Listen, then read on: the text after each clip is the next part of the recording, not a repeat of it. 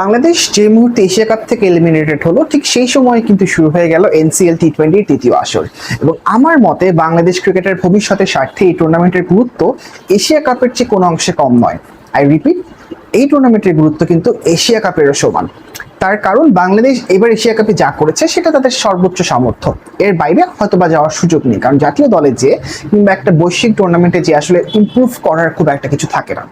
কিন্তু আমরা যদি ভবিষ্যতে ভালো করতে চাই, ভবিষ্যতে ভালো ক্রিকেট খেলতে চাই, তাহলে কিন্তু আমাদের ভালো কিছু প্লেয়ার খুঁজে বের করতে হবে, এবং ভালো প্লেয়ার খুঁজে বের করার প্ল্যাটফর্ম কিন্তু হতে পারে এনসিএল টি-20, যেখানে আসলে কোনো বিদেশি খেলোয়াড় নেই, সব বাংলাদেশি ট্যালেন্টরা তারা একটা ভালো প্ল্যাটফর্ম পাচ্ছে টি-20 ক্রিকেটে। তাদের আসলে যে ট্যালেন্ট রয়েছে, যে ক্যালিবার রয়েছে, সেটা একটু ঝালিয়ে নেওয়ার, সেটা শোকেস করার এবং সিলেক্টরদের আসলে দৃষ্টিটা আকর্ষণ করার।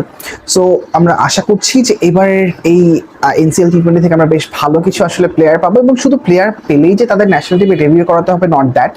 আমাদের অনেকগুলো প্রসেস রয়েছে ডেভেলপমেন্টের জন্য, এইচপি রয়েছে, এ টিম রয়েছে, ইমার্জিং টিম রয়েছে। সো এই টিমগুলোতে আমরা এই প্লেয়ারদের খেলিয়ে বিভিন্ন দেশের সাথে বায়োলেট্রাল সিরিজ খেলিয়ে, আমি এইচ লেভেলের কথা বলছি কিংবা ডেভেলপমেন্ট প্রসেসের কথা বলছি, এই টিম, ইমার্জিং টিম কিংবা এইচপি টিমের সাথে সিরিজ খেলিয়ে বিভিন্ন কন্ডিশনে আসলে তাদেরকে চেখে দেখে তারপরে কিন্তু আমরা তাদেরকে ন্যাশনাল টিমের জন্য নিতে পারি।